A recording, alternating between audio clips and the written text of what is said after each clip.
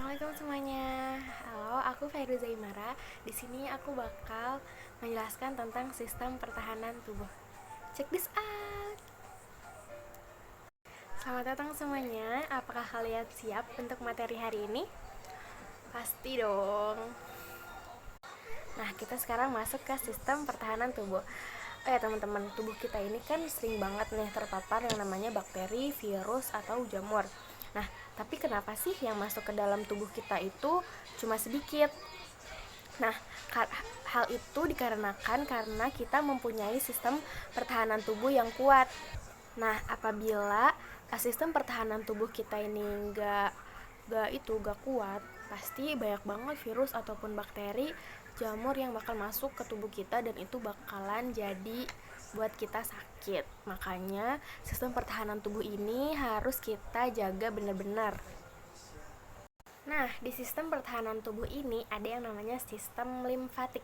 Sistem limfatik ini terdiri atas dua bagian penting, yaitu ada pembuluh limfa serta berbagai macam jaringan dan organ limfoid di seluruh tubuh. Bisa dilihat ya teman-teman gambar organ sistem limfanya. Nah, limfa ini adalah cairan yang berada dalam pembuluh limfa. Dia ini berasal dari plasma darah.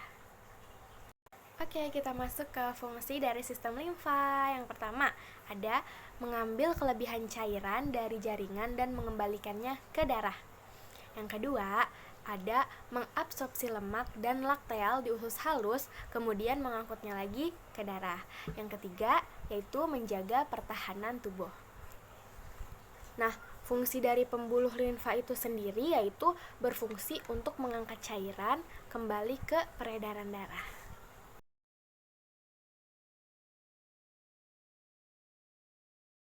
Oke teman-teman, sekarang kita masuk ke pembuluh limfa.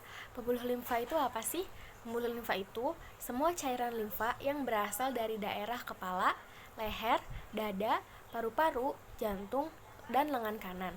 Mereka itu terkumpul dalam pembuluh yang namanya pembuluh limfa dan bersatu menjadi pembuluh limfa kanan atau ductus lymphaticus dexter.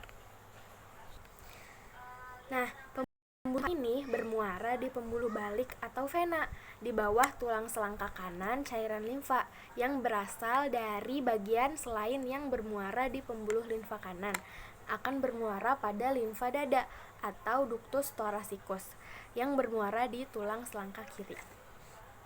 Nah, kita masuk ke organ-organ limfoid. Organ-organ limfoid itu ada apa aja sih? Yang pertama ada tonsil. Tonsil ini adalah organ limfoid yang paling sederhana yang berfungsi melawan infeksi pada saluran pernafasan. Yang kedua, ada sumsum merah. Sumsum merah ini mencakup jaringan yang menghasilkan limfosit. Yang ketiga, yaitu ada nodus limfa. Nodus limfa ini diselubungi jaringan ikat longgar yang membagi modus menjadi nodulus-nodulus. Yang keempat, ada limpa. Limpa ini adalah organ limfoid terbesar. Dia mempunyai dua fungsi. Yang pertama yaitu membuang antigen dalam darah dan menghancurkan sel darah merah yang sudah tua.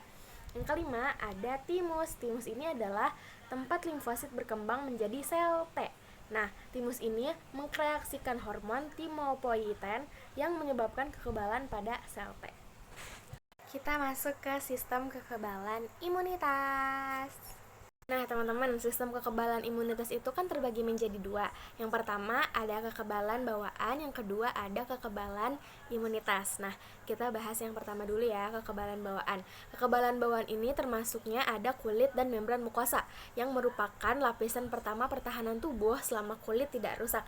Nah, epitelium yang berlapis kelatin ini akan sulit ditembus oleh mikroba. Tetapi, jika mikroba berhasil melewati kulit dan membran mukosa tersebut, masih ada penghalang berikutnya yang siap melawan, yaitu namanya perlindungan non-spesifik yang mencakup ada fagosit, sel natural killer, dan protein antimikroba. Oke, kita masuk ke sistem kekebalan imunitas yang kedua, yaitu ada kekebalan adaptif limfosit. Limfosit ini akan berkembang menjadi dua sel, yaitu ada sel T dan sel B. Sel T ini umumnya bekerja melawan antigen sel eukariot, misalnya jamur atau sel manusia hasil transplantasi. Nah, sel B ini bekerja melawan antigen juga berupa bakteri dan racun yang masuk ke dalam tubuh. Nah, jika ada protein asing masuk atau antigen masuk ke dalam tubuh, sel B ini telah terspesialisasi akan menghasilkan protein yang disebut antibodi. Antibodi ini merupakan protein plasma yang dihasilkan oleh sel limfosit B. Kita masuk ke macam-macam kekebalan tubuh. Macam-macam kekebalan tubuh ini ada dua, ada kekebalan aktif dan kekebalan pasif.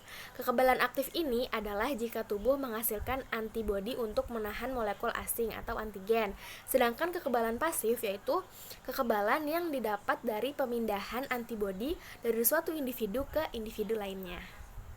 Nah, sistem penyakit yang berhubungan dengan sistem kekebalan ada dua, yaitu ada AIDS. AIDS ini udah terkenal banget ya teman-teman, maksudnya udah sering kita dengar dan banyak juga yang terkenal. Nah, HIV AIDS ini menginfeksi sel T limfosit yang menghasilkan sistem kekebalan tubuh. Sel T yang terinfeksi dapat membentuk virus baru dalam jangka waktu yang sangat lama. Penyakit yang kedua yaitu ada autoimunitas. Autoimunitas ini adalah suatu kelainan dengan ciri sistem kekebalan tubuh yang menyerang jaringan tubuhnya itu sendiri.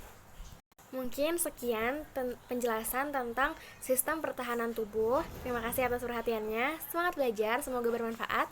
Wassalamualaikum warahmatullahi wabarakatuh.